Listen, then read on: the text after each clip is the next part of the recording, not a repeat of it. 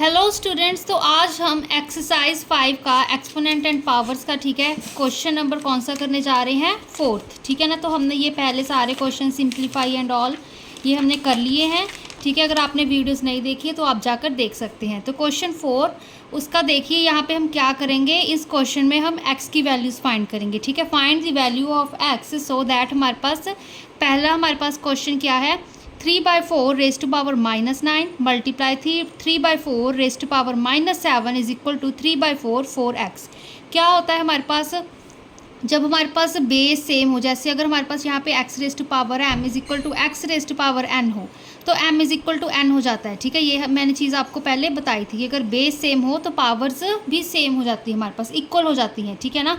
तो x हमारा base होता है, m n हमारे क्या होते हैं, पावर्स होती हैं। ठीक है, तो यहाँ पर भी देखो, अब यहाँ पर भी ठीक है, लेफ्ट हैंड साइड में भी बेस क्या है 3/4, यहाँ पर क्या है हमारे पास राइट हैंड साइड में भी 3/4। तो इतना पता है हमारे पास के ठीक है पावर्स है वो सेम हो जाएंगी, बट यहाँ पर हमारे पास मल्टीप्लाई भी है। पहले हम इसको सॉल्व करेंगे देन इसको इक्वल रखेंगे। ठीक है, तो देखो अब मल्टीप्लाई है तो कौन सा फॉर्मूला अप्लाई करेंगे, x raise to power m multiply x raise to power n is equal to x raise to power m plus n वाला।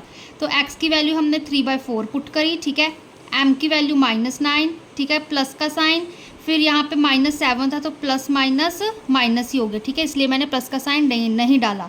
तो ये m की वैल्यू, ये n की वैल्यू क्या है, यहाँ पर हमारे पास 3/4 4x। ठीक है, ये हमारे पास 4x है।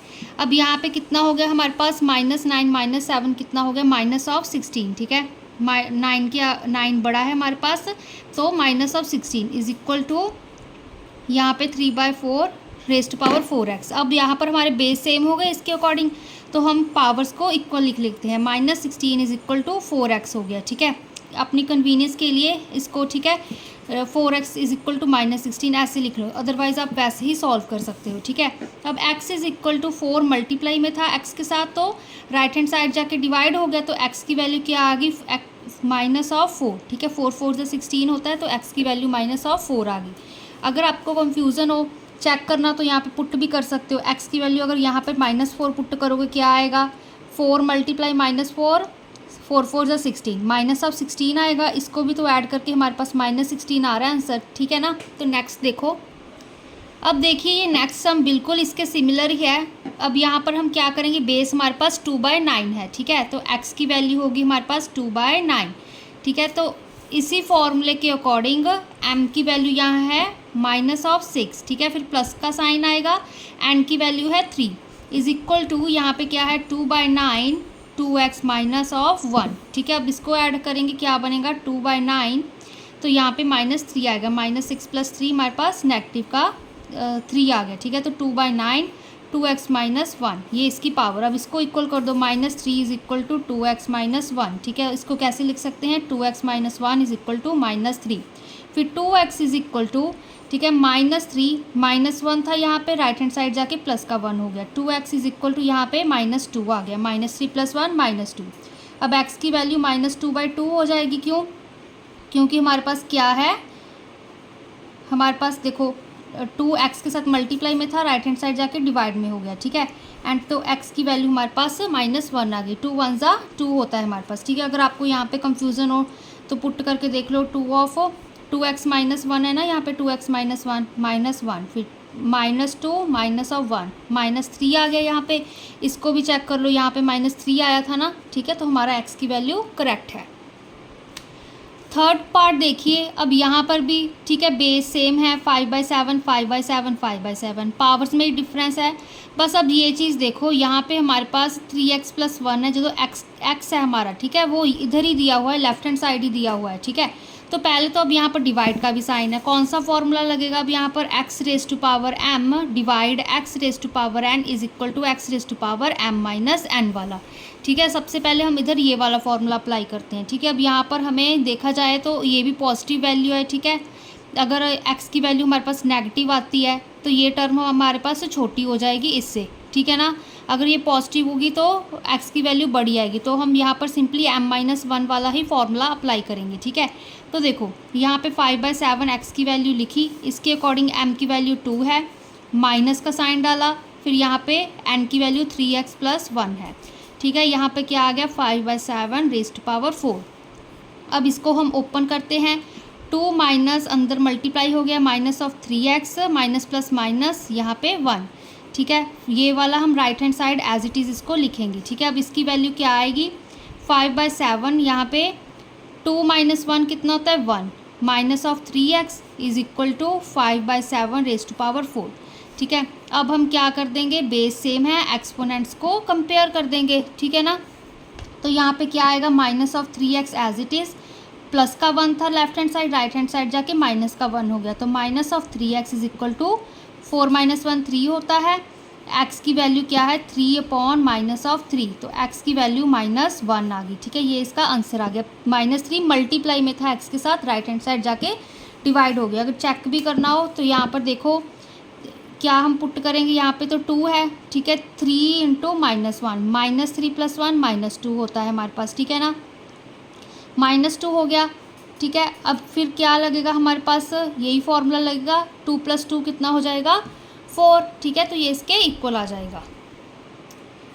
देखिए स्टूडेंट्स, अगर आपको यहाँ पर कंफ्यूजन हो रही है तो मैं पुट करके दिखा देती हूँ क्या है हमारे पास, ठीक है। देखो x ये हमारे पास 2 एज इट इज़ था, 3x, ठीक है। यहाँ पे 3x की वैल्यू -1 + 1, अब क्या आएगी, यहाँ पे हम प्लस का साइन ही डालेंगे ना। देखो वैसे तो यहाँ पे डिवाइड है ना, इसलिए यहाँ पे हम माइनस का साइन डालेंगे, ठीक है।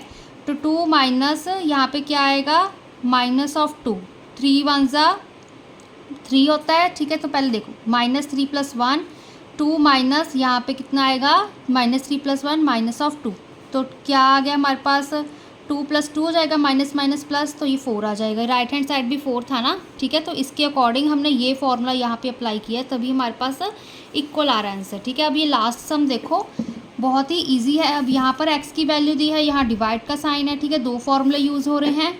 क्या है हमारे पास x raise to power m whole raise to power n is equal to x raise to power m multiply n होता है, ठीक है।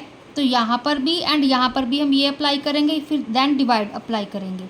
तो -6/11 raise to power x, divide का साइन एज इट इज़, पहले इसको सॉल्व करो, -6/11 -2 मल्टीप्लाई -1, इसकी पावर -2 थी, m की वैल्यू n की वैल्यू -1 मल्टीप्लाई कर दिया, फिर से -6/11, ठीक है ना। यहाँ पे क्या आएगा 2 मल्टीप्लाई -3, m की वैल्यू 2 थी, n की वैल्यू -3 थी, ठीक है। तो ऐसे सॉल्व करेंगे, इसकी वैल्यू फिर से x लिखी, डिवाइड का साइन डाला। देखो अब यहाँ पर है ना डिवाइड की जगह चलो अब एक बार लिख ही देते हैं, ठीक है।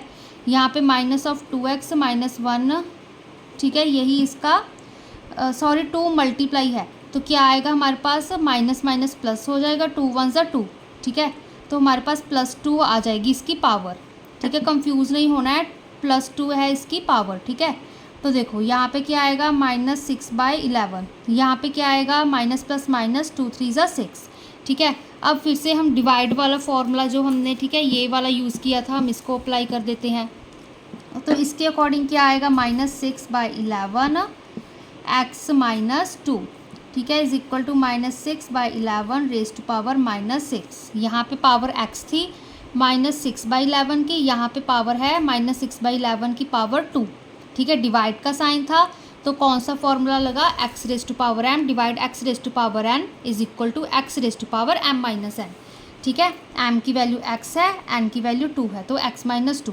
अब कंपेयर कर देंगे, ठीक है, बेस सेम हो गए तो एक्सपोनेंट्स को, x की वैल्यू अब क्या आएगी -6 + 2, ठीक है। राइट हैंड साइड जाके प्लस का 2 हो गया, तो x की वैल्यू -4 आ गई, ठीक है, -4 आ गया। अब यहाँ पे अगर हम पुट करेंगे -4, ठीक है, -4, फिर यहाँ पे माइनस का साइन आएगा क्योंकि डिवाइड वाला हम यूज़ कर रहे हैं। यहाँ पे क्या वैल्यू थी हमारे पास 2, ठीक है। तो क्या आएगा यहाँ पे -6 आ गया, -4 -2 6 होता है। यहाँ पे कितना आ रहा था, ये भी तो 2 × 3 6, माइनस का साइन था -6, ठीक है। तो ये हमारा आंसर मतलब ट्रू आ गया, ठीक है। x की वैल्यू हमने करेक्ट निकाली है।